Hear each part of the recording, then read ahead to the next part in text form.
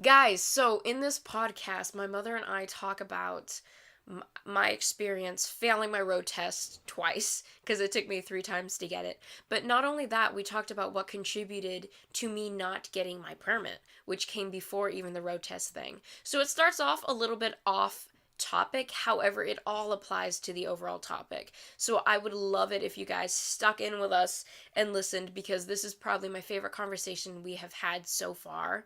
I really enjoyed communicating back with the people in the live stream, all of you guys, as well as my mother. It was a great conversation. It's a bit longer, but it's so worth it, and I hope you guys really enjoy it. So, yeah, enjoy. Awesome. All right, so we're now recording, so I'll start the story now. Okay, so. Oh, actually, I didn't. Just as I'm about to say, I didn't even realize. I didn't get my permit until I was, I think, 17 and a half. Okay. I didn't. No, until I. Yeah. I think it was later. I think it was the summer of being. Who is we? Oh, my mother's off camera right here. There Hello. she is. All right, people are now jumping in. This is perfect timing. We're about to start. We had a bit of a late start, but we were just talking about other things. You can watch it back in the live stream. So, going on the story of my getting my license. I didn't get my license until Mia says, "Hi, Mom." Hi. Hey. So I didn't get my license, my Permit. permit. I didn't get my permit until after I was 17. This was due to the fact that I was still very heavily dealing with being depressed and being suicidal, and I was genuinely scared to get my permit because I didn't want to drive having those thoughts and feelings because I realized that it would be all the more easier to just turn off the road, and I didn't want to have that ability in that mindset, and I didn't want to be in the car with someone else that I was driving with that mindset. So I waited until I kind of came out of that mindset and I could deal with it better before getting my permit. Yep. And before I get too off topic, but going on that, you found out about me being suicidal when we were talking about getting my license or getting my permit because the family was like, you could have gotten your permit at 16 and a half? Yeah. And here I was I was 17 and then some. I knew we had this conversation in May because we had just gone to Christian's party. Okay. And it was on the way back that I had a really bad spell. And I sat down with you that evening. So it was May. It was a month after I had turned 17. So we were talking and I was like, I can't get my permit because of the way I am. And then she was like, wait, what? And then we had that whole conversation. But having that conversation with my mother really allowed me, it took the fear of hiding being suicidal away from me. I was able to be like, this is who I am and this is what I'm going through, and they were able to support me, which allowed me to, while I didn't immediately stop, I was able to get to a point where I could get my permit. So I got my permit in the fall. So I was 17 and a half and I got my permit. And I drove a little bit that winter. I drove all the spring, and I scheduled my first driving test. Morgan says, "What's up?" What's up, Morgan? Welcome. I scheduled my first road test for July. It was July because I wanted to do my road test and then go out to...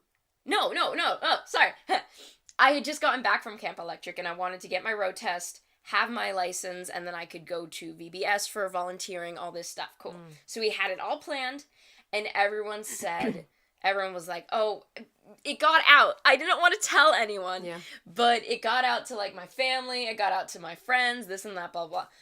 Mia says, when you told your mom about the reason you didn't want your permit, what did she do? What was your reaction when I told you that I was suicidal? I felt so bad that I didn't pick up on it, and that just blew me away, that we could be living so closely, and me not see the signs. However, I didn't know what was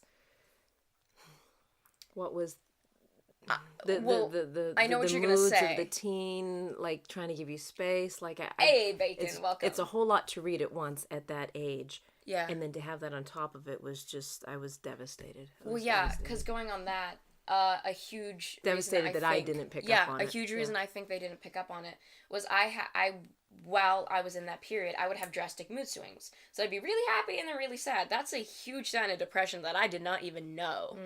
But I didn't even realize that I was depressed. But you're like that with your personality anyways. Anyways, you're on or off. You're on or off. So it was. So it really did come as a shock to my parents when I told them, "Man, I keep giving you guys shocks." But yeah, so that happened when I just turned 17. I got my permit in fall of 17. And then, so yeah, I had practiced a bunch. I had read the book.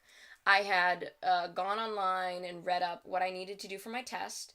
And I was nervous, but I felt confident that I could go and get my license. I felt that, I'm going to ask you, Mom, because people will ask, I felt like, yes, I could have used more work. Right, but I agree. I was a safe driver. Mm-hmm. That's what we were really focused on, is the fact that I drove safely. I didn't speed. I always, I would look, or I would, You're cautious. I was cautious. Yep. I was a good driver. And my sister had less practice than that. Mm. And she went and she got her license. Morgan says, I feel a lot of it has to do with hormones. I can relate so well to this. Yeah. And then Mia says, did they send you to therapy? No, I didn't go to therapy. We've been looking for a therapist for a long time. No, it's okay. Well, we did totally ask questions. Yeah. It's a conversation. We did come up with one, and when I presented it to you to go, I think you had turned a corner at that point, and you were, because we are actively looking. So that's what going on the therapy conversation, I'm a huge I am a huge advocate for therapy and this and that. You have a therapist now that you love. Right. It just took us a while. We started researching and looking for someone. It's just hard where I live because it's hard to find people.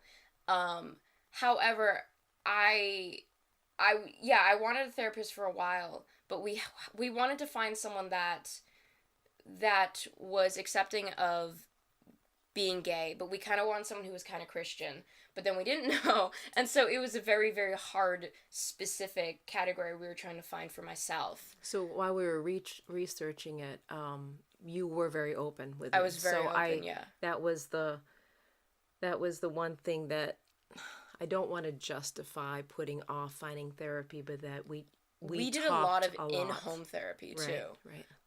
I've always had a very open relationship with my mother, and I've always told her basically everything. So when it came to this, that was a huge weight on my shoulders that I finally was able to express. And Megan asked what we were talking about. So I'm getting to the point where I'm explaining getting my license and all that. However, I was explaining the reason I put off getting my permit until I was 17 and a half instead of 16 and a half was because I was suicidal and I was too afraid to get my permit and have the ability to drive with those thoughts in my head and being in that mindset. So I put it off, which probably affected me in the bad... it didn't help me when it came to driving. However... There were also a lot of things going on. Your... sexuality, there was, you were in pain, you were in chronic pain for years, and we were trying to figure that out, and I didn't have friends, this and that, blah, blah, blah, blah, isolated. A lot of things. There was so much contributing that we just started going down the list and just addressing so Mom and I as did much a as whole we lot could. of in-home therapy, which really helped, and we were looking at the therapist last fall/winter, and that's when I finally sat down and had the conversation with you, I need to quit school. And when I did that, my depression cleared up, so that's what happened. And so no, I haven't gotten a therapist yet, but I really do want to, because there's specific things that I still want to work through, and I think we a do therapist... have one, but you gotta... I have to go. Yep, exactly. It's hard to get me out of my room. I presented this to you a while ago. In-home therapy, Mia asks, what do you mean by that? In-home therapy as in, I think, I have never been to a therapist so I wouldn't know what happens. Is it a lot of just talking, or Yeah, you go in and they ask, what can I do for you?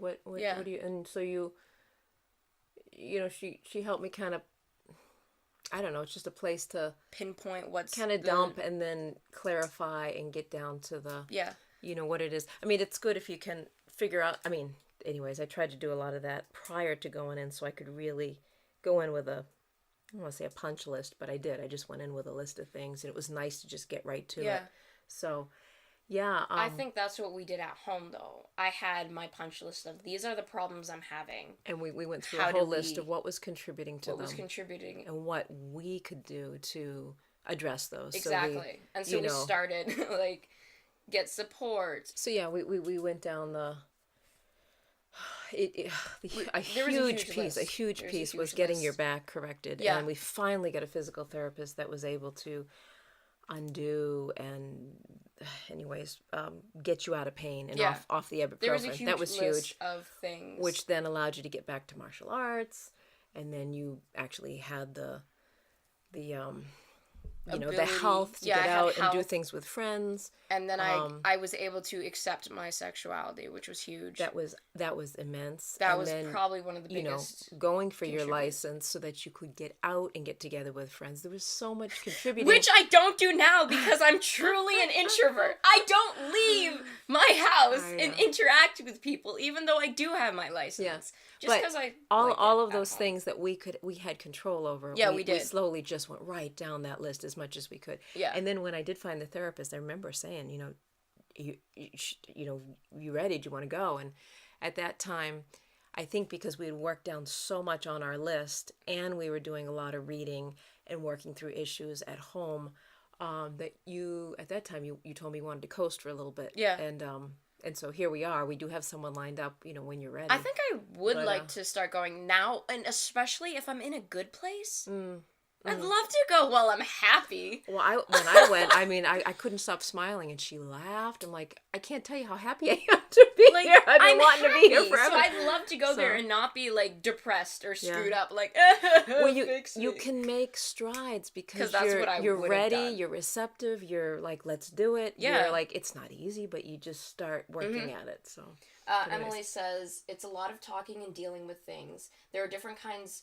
I did art therapy for 5 years. Art therapy! Wow. Dude! That'd be so super dope. And Mia says, how did your mom take you quitting school? How was that? It's like, honestly, what were your thoughts when I said, I want to quit school? It's crazy because I really was for you doing this because it seemed like you were tracking with something you wanted to do. And then when you decided to stop, I was bummed, and yet I didn't go, and I wonder how much of it was on my shoulders that I wanted you to go because I didn't go. Oh, I could tell. And it was 100%. Like, whoa, back off. I had to give you the same grace and the same space, but yeah, I didn't realize how much I think that maybe vicariously I was. Well, yeah, imagine how for it. Like, you and Dad didn't go to college, so like, have your kids go to college, and that assurance that you can. Once I realized what was really eating me, what was behind that, it was like, oh, okay, live and let live. Let her make her decisions. Because let me be supportive for a long time, it felt like you were low key supporting me, but at the same time, I could hear you having conversations with Autumn. My sister, like, you should encourage her to continue to go to college, and maybe if you just find the right degree. It's kind of like what I think parents do with their gay kids, like, if you just, you should meet this guy, or like, what if we invite him over, or look how cute, like, that's how it felt like Mom was doing for me with school, which was kind of humorous, but at the same time, I had to get to a point where I could just be like, yo. And then we sat down and we had that conversation. And once that happened and Mom was able to, again, as she said, let go of the whole, I want my kid to go to college because I didn't. We were like, okay, let's do it. Get training in something. Right. It doesn't have to be college, anything, just training in something so you can support yourself well and and be happy. And I'm happy. I'm getting trained in our family business. I'm making money. Yeah. I'm able to now do these podcasts. Learning CAD. And learning CAD and all these different things because I'm not spending my time stressing out over school. Amia says, sorry, kind of off topic, where'd I get the hoodie? I got it at Marshall's. Amazing men's section. Woo! Okay. The only place I shop. Okay, so back.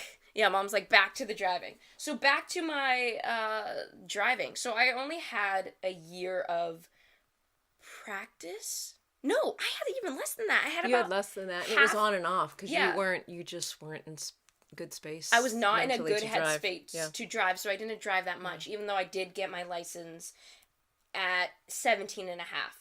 I turned 18. I wrote the song Happy Birthday because I was that depressed and suicidal that I wanted people to know, yo guys, I'm happy to just be alive today. Right. I'm not happy. And and when you went for your driver's test, we had this conversation with Nana, but really it was a matter of perspective. It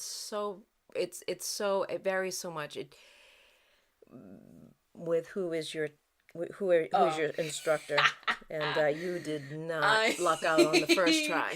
Okay, so I'm admitting to the fact that I only had maybe 6 months ish of practice for driving to go in, but I was a very cautious and safe driver, so we thought that was good enough, you know.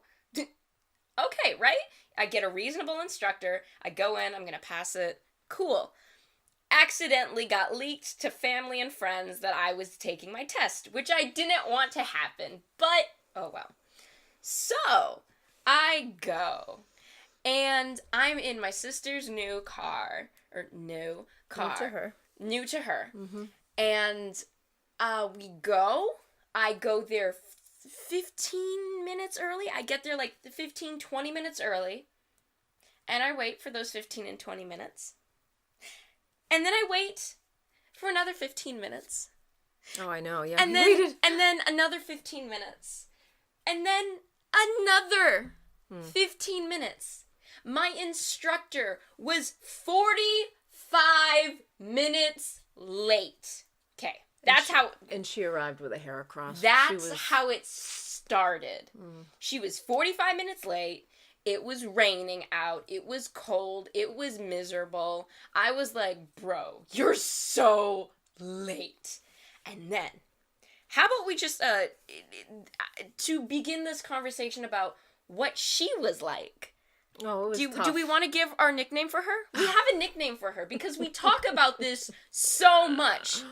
My mother gave this nickname to her because crotchety old bat. I felt the lady was not. Anyways, we couldn't even get out of Gretchen, the crotchety old bat, because that's how just crotchety she was. She was miserable. We couldn't even get the car out of park, and she was griping and complaining. Okay, so here's this. She, Well, I have to. Mom's like, keep going faster. I know I'm bambling. I know I'm rambling and babbling. There we go. I combined those. I know that I'm talking about that too much, but like I have to explain how she was and how she treated me in order to be able to explain how I felt. So she treated me horribly from the beginning. I looked very gay that day, so I think she could have been homophobic. She could have just had a bad day. She could have been racist, because I'm brown and it was summer, so I was really brown. She treated me like shit. It was horrible. She was mean to me. She wouldn't even talk to me. She would only talk to me when she had something bad to say. Any other time, she would go, instructor, could you tell your student to blah, blah, blah, blah, blah. And I'm literally sitting there with the key in my hand, in the driver's seat. She won't look at me. She will look back behind me at my mother and go, and she wouldn't even address her as my mother. She'd be like, chaperone, could you please blah, blah, blah, blah, blah. I was like, thank you. So, she treated me horribly. She said, one of the things she really freaked out, which that's what really got me at the beginning. It really threw me off. At first I was like, oh, it's just someone who's kind of grumpy, cool. She freaked out over the fact that we were having trouble putting the passenger window down. We couldn't figure it out. She kept blaming me. I don't know if we had the lock on or what, because we were borrowing your sister's car that she just bought the day before. Well, she kept blaming me that I was messing with it. Yeah. But then she wouldn't talk to me. It was the way that she spoke to you. So she didn't do anything that I would say broke a rule, as like I could complain about the instructor, but she said that she was going to fail me, or no, she was going to reject my vehicle and not allow me to take the test if the window didn't go down for safety purposes. And it was raining and she wanted the window down. And I was stunned, right? So later, on my third test, I asked my instructor then, because he was nice, and he was in charge of all the instructors there. I said, hey, is it possible for your car to be rejected because of the passenger window not being able to go down? And he looked at me like I was crazy. He was like, what? No. The only problem would be is if the passenger door couldn't open, or the driver window couldn't open, so you couldn't do your hand signals. But he's like, the passenger window shouldn't even be a factor. Yeah. And she was like really mean to me and saying, I'm gonna fail you if you don't get this window down. So that's how it began, right? So then I drove, and of course I did screw up. Like I forgot to put my blinker on a few times. I forgot to look when we were on a one-way street for blah blah blah blah blah. But it was the way she spoke to me that was just, it made me feel like trash. She just kept saying negative things, mean things, unneeded. Like, she could have made comments in a way as to, like, this is what you're doing wrong, or this is a way you could do it better.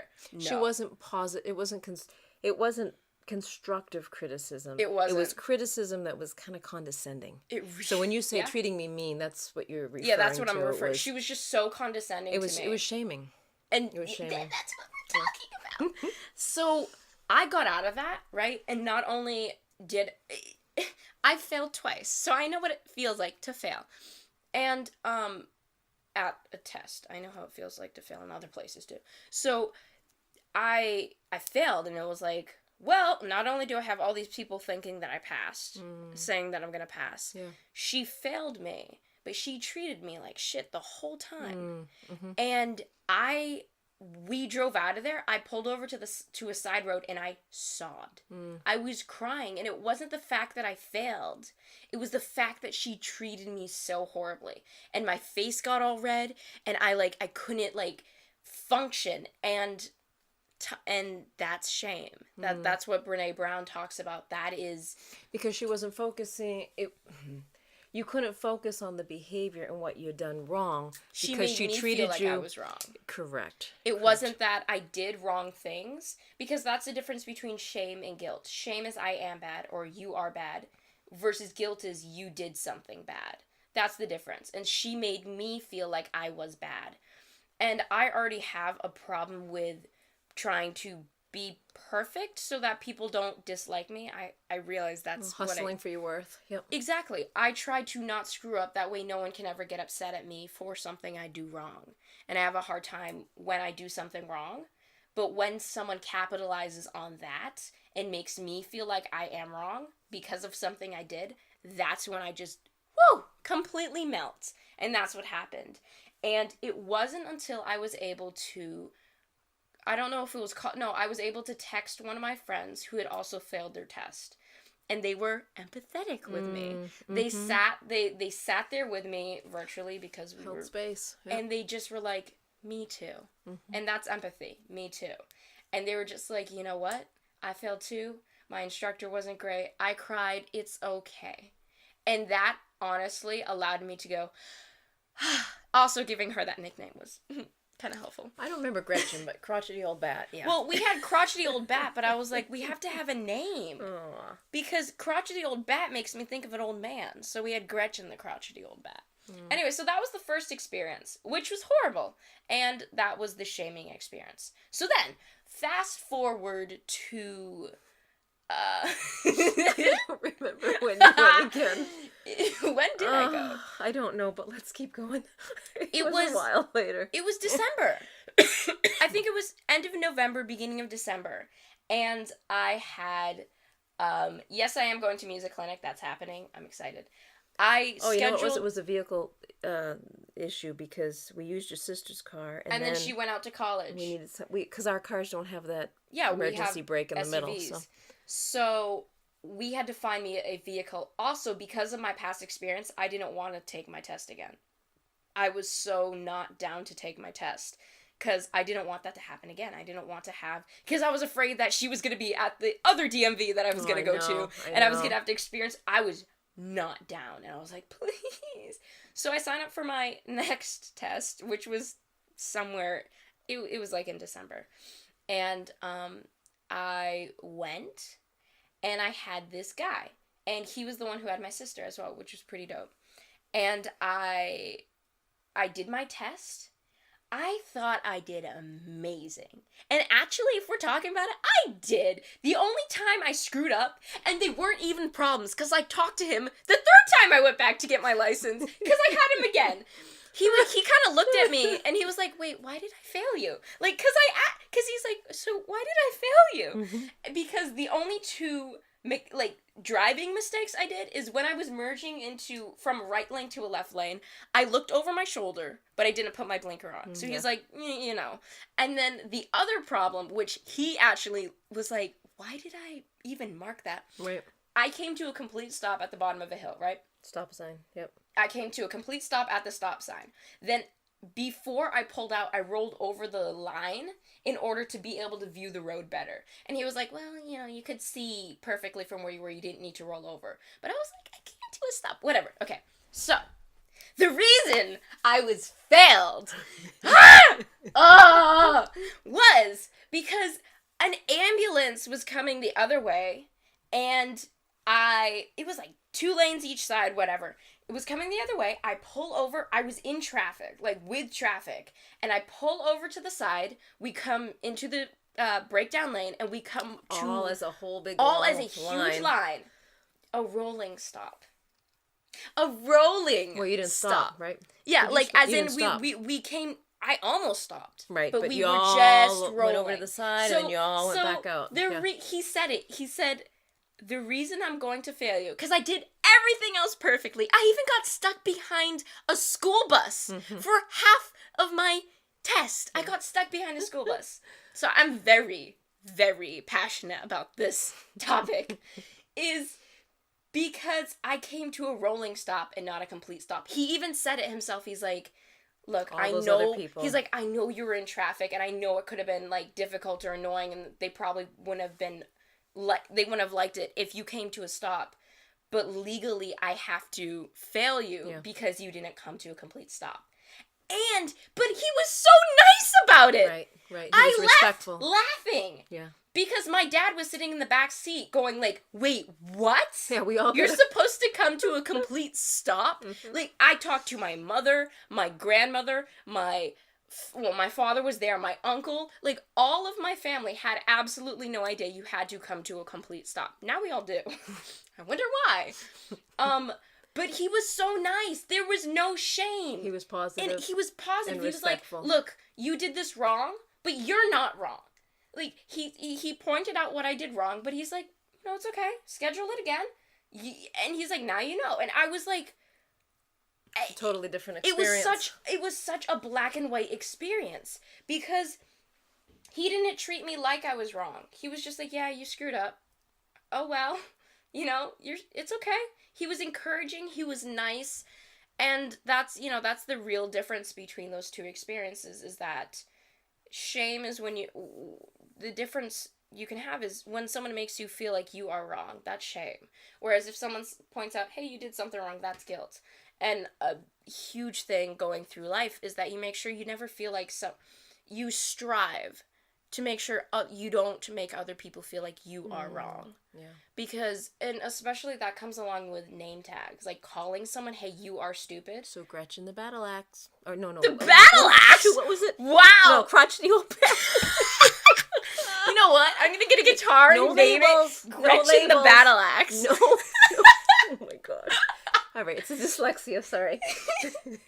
So, Yeah, so that's really my story when it comes to like shame and how I can contrast that against the same experience, except it was guilt instead of shame. And can I also point out, your friend who reached out and was empathetic and held space for you. Thank you, I love you. Yeah, when you are, and we're going to experience shame. When you can't avoid it. We all go through it. When you do experience shame. Oh, I know what you're going to say. Well, it's good to know what your triggers are, but that comes with time and learning what the symptoms are, like when you're in the midst of it, and, whether you get tunnel vision or dry in the mouth or heart pounding or sweaty armpits or palms, whatever. I feel hot. It's good to know your symptoms and eventually to figure out what your triggers are, like what things trigger you. Like some people it's, parenting skills, or it's body image, or for me it's, a call on my character. I don't have to have done something wrong. Somebody could imply that I did something wrong and I'll spiral. If they question your integrity. Right. And what you got to do is you got to get with someone who has earned the right to hear your story, earn trust, that will hold space for you and just sit in it with you for a few minutes. Mm-hmm. Because as you speak your shame, it doesn't have power over you. It doesn't have power over you because it needs secrecy, silence, and judgment. That's what shame needs to grow crazily. Yeah. But if you douse it with empathy, again, with someone who's earned the right to hold space for you, because it's an honor, a trusted person, and that will sit with you and not try and solve it, not try and fix it, not try and, let me, you think that's bad, no, you just need someone to be there in the dark with you, and so you can speak it, and as you speak it, it just melts away. Well, what's crazy is, it still sucks, but you get through, it might be like a 15-minute window, and then you during that experience, I was feeling my shame build and build as I was saying, I'm never going to say anything, I'm never going to talk to anyone, blah, blah, blah, blah.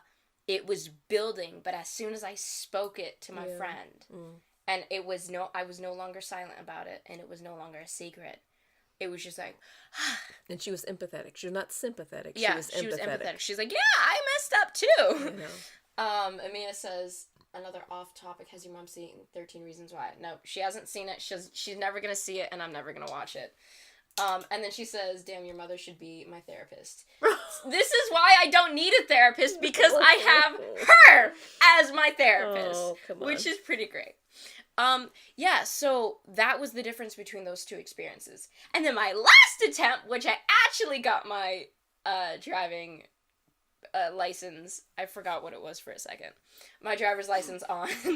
I scheduled the test immediately after the past one because I didn't feel shame about it, and I wasn't scared to do it again. I got the same guy. It was like a week later. I was able to go back, and I got the same guy. He remembered me, and he asked me, he said, why did I fail you last time? I said, well, I didn't look over, or I didn't put my blinker on for this time. I came to a rolling stop. He was like, why? Okay, whatever. Or not rolling stop. I rolled over after my stop. And he was like, okay, sure, whatever. And then I told him about the ambulance. He said, oh, so you didn't have problems with your actual mechanic driving parts? No, right. And because he didn't have any problems with it the first time, because my test was beautiful except for the ambulance part, I didn't have to do parallel parking my last time on my road test, which is great. Third time's a charm. But I'm great at parallel parking, just FYI. So, what was I even saying? Well, he just, I showed up 15 minutes early again to my test, right? I show up. And I'm waiting. Wait, she's laughing because this was a terrifying experience. Oh. I'm waiting, and I'm like, wow, there's not that very many people here. It's probably just because it's early in the morning, right? It turns 9, and I'm like, there is no one here. They're not opening the doors. So I finally go across the parking lot to the door, and there had been people who had, pulled up and parked as well, and were just waiting. Yeah. And, after a while, they, left. I was like, oh, because probably they got bored, right? No, I go up to the door. Right by the door, there's this tiny sign about this big that you can't see unless you actually go up to the door that says, we've moved locations! What? They moved the DMV! And it was across town! It was like a 15 to 20 minute drive. And it was time for my appointment. And it says online, if you show up late, you're not gonna get in. You have to be there on time or early. So I get back in the car. I'm like, Dad, I'm going to fail a third time because they moved the DMV and didn't have it on their website or this or that. I was so done. So I show up, right? And I run in. I'm 20 minutes late. I'm expecting them to be like, you're late. Get out. Reschedule, right? It would have been impressive to be like, fourth time's the charm. So I walk in, and it's my instructor from the last time, and I'm like, I'm so sorry. I went there early, and it moved, and I didn't know. So he's like, you're not the first. You're not the first person to do it. You're not the last one. You're fine. Just pull your car up into the parking space out there, and we'll be out shortly. I could have kissed him. Oh! And then he was just so nice. And then I asked him the question about the mirror, and I felt completely... Not the mirror, the window. Yeah, I felt completely vindicated, because he was like, why did she... And I was just like, yes! Think about how many people's mornings she ruins. I'm sorry. Not morning, but days that she ruins. We should make a Netflix series, Gretchen the Crotchety Old Bastard. It's just tough. Where she just gets to ruin people's day every... Oh my gosh. Wow. Anyway, so that's my story. So I finally got my license, and then I didn't tell anyone about it. Yeah. It wasn't a big deal. Like, my best friends found out like 2-3 weeks after I got it. I still hate driving. I like driving by myself. I don't like driving with people. I love driving to Boston. I don't like driving back roads for a long time because I get bored. But yeah, so, hey Sebastian, welcome! He's one of my friends from camp. He's awesome. Oh, cool. Yeah, oh, cool. So basically, that's my story about failing my test the first time and being shamed for it. Failing my test the second time and not being shamed for it. And succeeding my third time. Even and though you went to the wrong place. Oh my gosh. It was going to be a great story. But yeah, so basically that's it. Aw, thank you, Emily. She says I have the cutest laughter. Aww. So yeah, that's basically it. And so yeah, maybe I hope this is helpful in a way that it's something that you might be able to relate to if you failed yourself. If you failed at the road test yourself. Or if you've gone through an experience where, like, your face got really hot, or your heart started beating really crazy. Pay attention to your symptoms. Pay attention to those symptoms and reach out to someone who has earned the right to be with you in your shame, and who will be empathetic to you, not sympathetic. Yeah, I'm excited to see you too, Mia, at Music Clinic. And then Abby says, now you're making me nervous for my test. Look, guys, my sister did worse on her test. She had that same dude. She had him at the end of the day. He was chill and passed her. It really comes down Gretchen the Crotchety Old Bat. Can we tell the Nana story? Because I don't think she would mind. Okay? Because it's perspective. Okay, so it really comes down to... This stream has been like 40 minutes. Uh-oh. But... All right, we'll wrap it up. We're going to wrap it up with this story. Oh, yeah. Which is a great story. Incredible. Take it away, Mother. Oh, boy. Nana, my mother-in-law... I don't know. Hero. When she went to get her license, she was married, and I don't know how old she was. Here's this. Okay, I'm gonna commandeer this. So my grandmother, she had probably 2 or 3 kids already, and they lived on or next to a junkyard that Papa owned, because Papa. And I should get him on a live stream. Oh, he would be screaming. No, he likes to tinker and all these different things. So he had a junkyard with a bunch of stuff. And so she said to him one day, "Get me a vehicle so I can learn to drive and get my license." So he got her he had cars to choose from. He had a car for her to choose from, and she just started teaching herself how to drive, right? So then she schedules her test, right? And she goes there. And it's a standard, right? It was a standard. Yeah. She did so bad. I'm going to repeat that. She did so bad. Stalling and herk and jerk, She said that she just jerked the car the whole time, and it was just horrible. She did so bad that the instructor passed her because he didn't want to have to sit through her road test again. says, "Lady, I'm giving you your license because I'm not getting in the car with you again." Because at again. the end, he's like, "So how do you think you did? Do you think you should get your license?" She's like, "Yeah!" And he goes, "I'm going to give you your license so I don't have to go through this again." So it's all about your instructor. It's their perspective. And it's, they hold the keys, they hold the power. So, you know what? You just gotta step out there and do your best. Just know the rules about pulling over for an ambulance. And stopping. Put on your blinker and look. And don't drive fast. And then it's really up to the instructor you get. You could have the dope guy I had, except, he's like, legally I have to fail you. You could have Gretchen the Bat.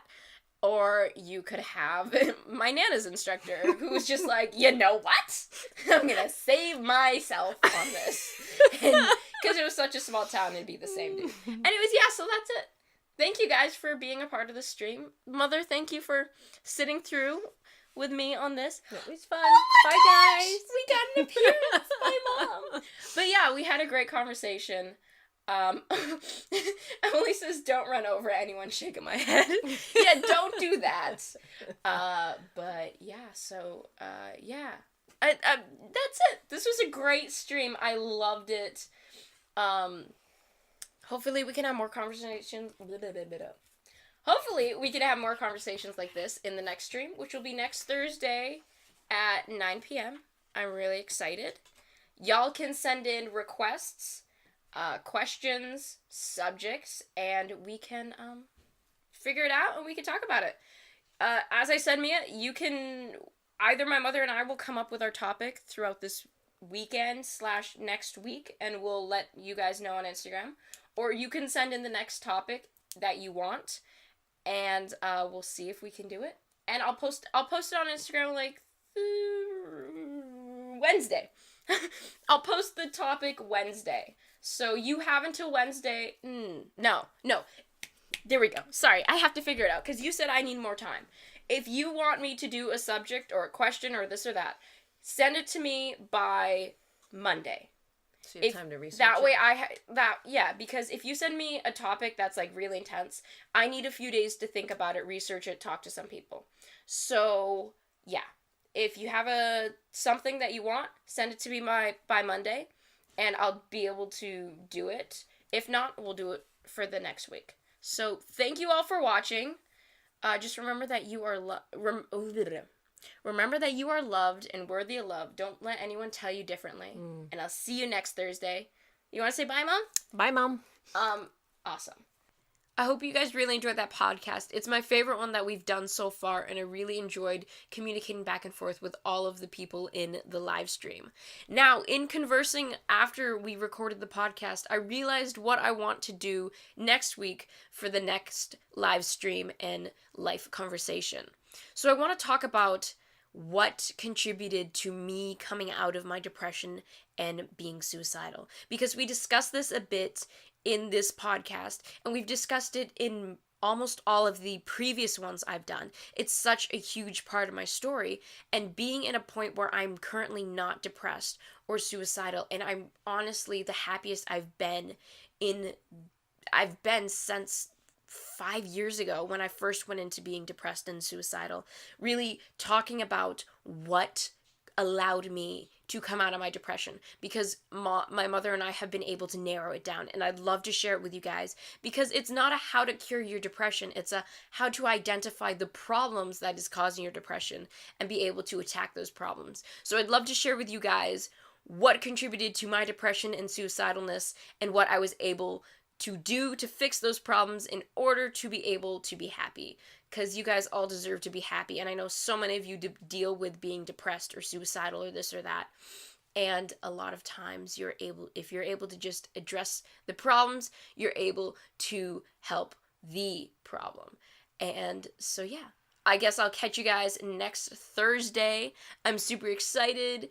And yeah, remember that you're loved and worthy of love. Don't let anyone tell you different. And I'll see you next Thursday.